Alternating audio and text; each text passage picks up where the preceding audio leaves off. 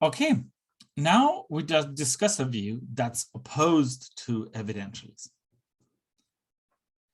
In a response to Clifford's paper, the famous philosopher and psychologist William James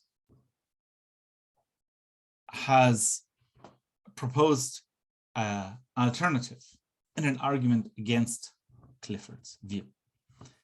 Clifford and James is a pragmatist. So on James's view, it's sometimes completely all right to simply decide to believe something, whether or not you have any evidence for it that is decisive. He doesn't think that it's always all right, so there are only some circumstances.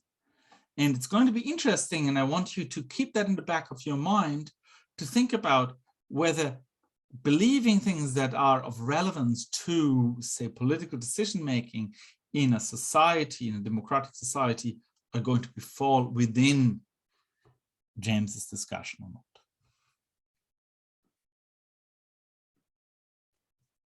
Right.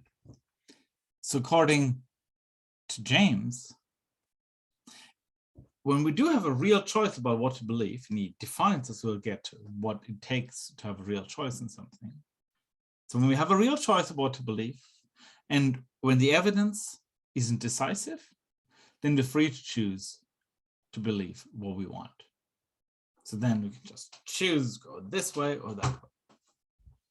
And he thinks, for example, we'll see that come up, that this is the case with whether to believe that there's a God, or whether to believe in God or not. So his context is, and that was something that William James was very interested in,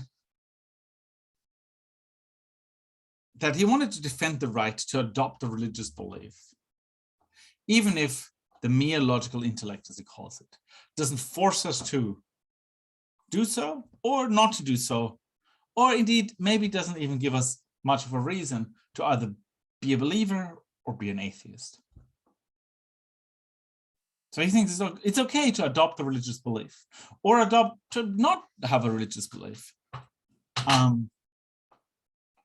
even if you have no evidence either way. Okay, so that's his context. Think about other contexts again. James uses some terminology that he defines. So he speaks of hypotheses. So there's some different ways things might turn out to be. These hypotheses can be either dead or alive for a person or a subject. So hypothesis is alive to some degree for a subject if they're willing to act on the hypothesis to some degree. So, and it's dead otherwise. So if it makes a difference to your action, whether this is true or that is true, then the hypothesis is live.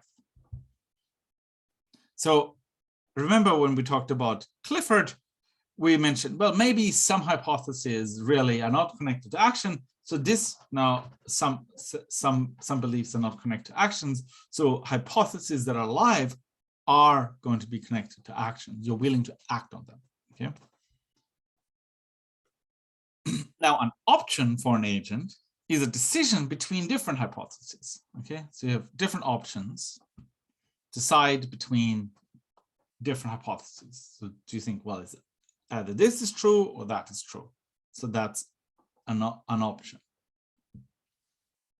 Okay, now options can be living for a subject. That happens when all the hypotheses are alive. Okay, so that means, and it's dead otherwise. So that means you're going to act differently depending on whether you think one hypothesis is true or whether you think a different hypothesis is true. An option is, this is the second term we need, forced for someone. If that person has to choose between the hypotheses. Sometimes you don't have to choose. You can just think, well, there's a third way. Okay, I don't have to choose, well, this is true or that's true. Maybe there's some other way. So it's avoidable. So some options are avoidable. We don't have to decide. Sometimes, for example, you might think, you just, how many blades of grass are there in the city park? I might think, well, maybe that's not living, but it's also maybe not forced, because I can just say, well, I'm just going to remain uncommitted about it. That's the third way. I have another option. There's another hypothesis. Third definition, an option can be momentous. Namely, it's momentous when the stake for the person is significant. That is, it makes a big difference to your actions, and you can't easily reverse your decisions afterwards. An option is trivial if that's not the case. So options that are living, forced, and momentous are those that make a big difference to your actions, whether you have to choose, and they make a big difference to your actions.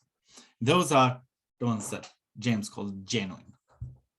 An option is genuine for a person if it's living, forced, and momentous. All right. Now let's look, with those in mind, we'll come back to that. Let's look at reason and passion in the relation to belief. So James really kind of takes two different looks at the relationship in belief to the intellect, and belief to reason, and belief to passions. So on the one hand, he acknowledges that there's something really right about Clifford's ideas. So it can't seem like reason and evidence, the intellect, alone rules over belief.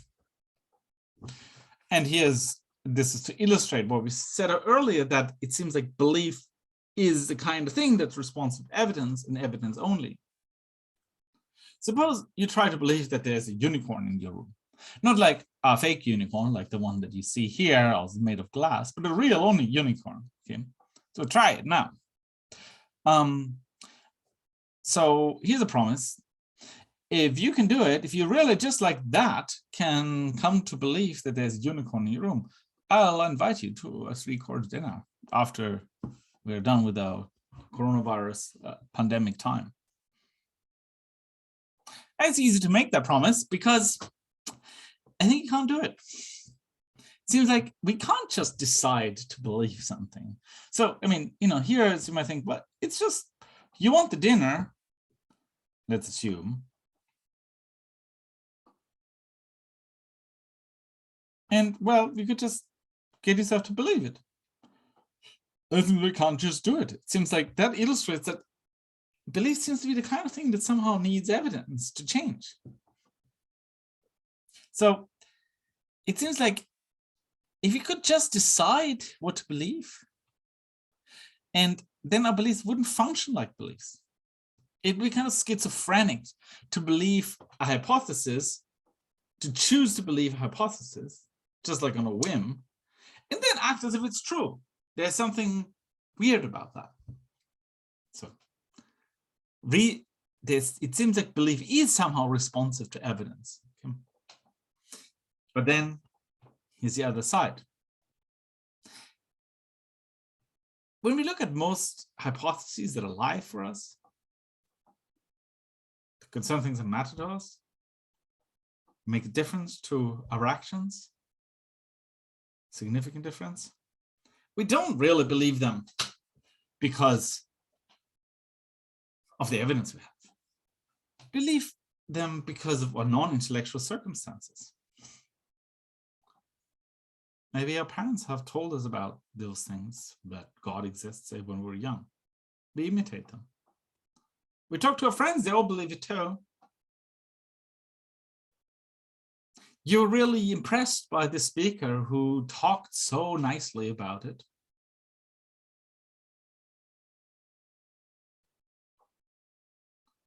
So a lot of the things we believe about God's existence, about politics, about our place in the world, they seem to be not really based on much evidence at all. Really on the authority of others, for example.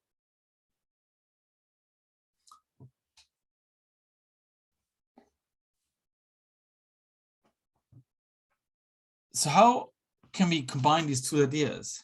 The belief seems to be responsive to evidence, but also that it seems like often we don't believe in bits of evidence. James' thesis is this: our passions are the kind of thing that must decide options that can't be decided on merely intellectual grounds. Since if you refrain from forming an opinion, that itself is a passionate decision. It's itself, if you're just the kind of person who doesn't want to have an opinion about it, that's itself something that is due to your passion nature rather than your reason or reason capacity. Okay, so here's James's argument. So we had two arguments in his Clifford. Now we're going to discuss James' argument. He also has, I think, a very interesting argument. So it's worth looking at that.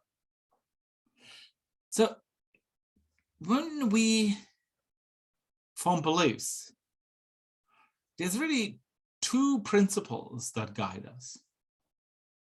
On the one hand, we try to believe what's true. On the other hand, we try to avoid error or not believe what's false. They seem closely connected, but they're not the same. They can pull in opposite directions. You can satisfy one, that is, believe what's true, by just believing as many things as possible. If you believe everything, then you're going to believe all truths. So you're going to satisfy this ideal that you believe all truths, believe the truth. But of course, you're also going to believe a lot of falsehoods if you believe everything. On the other hand, now look at 2, avoid falsehoods. Well, then if you believe everything, then you would do very badly with regard to that, because you're not doing very well at all at avoiding falsehoods. So how can we satisfy 2? Well, we can satisfy 2 by being super cautious and almost not believing anything. About most things, we're just indifferent. We say, I don't have a view about it. So here we would avoid believing all or most falsehoods, since we don't have a view about it. But of course, we would be really bad at satisfying the first thing, since you also wouldn't believe any truth. So it can be being pulled in different directions. Depending on how cautious we are, we're going to be either believe all the truth or avoid all the falsehoods. The question is, what should the threshold really be? Now, James' argument is that no purely epistemic principles, that is, principles only to do with truth and falsehood, can decide how we weigh avoiding falsehood against believing truth. That weighing, how to weigh that, has to maybe a matter of what's important to us, our passions. There's no evidence that's going to decide how careful you should be. So James then applies this to a response to Clifford. Clifford claims that we should avoid error on all costs. Make sure that we have enough evidence. James doesn't show that that's false, but it shows that there's no purely evidentialist basis for that. There's no good evidence for that. Why should we weigh that? Why shouldn't we weigh, where should you weigh that, avoid error, so highly, rather than make sure to believe all the truths? He thinks that that really isn't based on evidence. It's based on passion. It's based on Clifford's fear of believing anything that's false.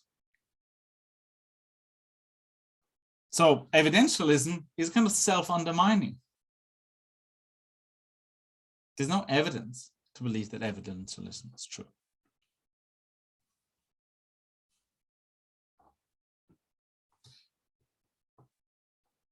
So when then, according to James, are we free to choose what to believe? So when we have options that are genuine,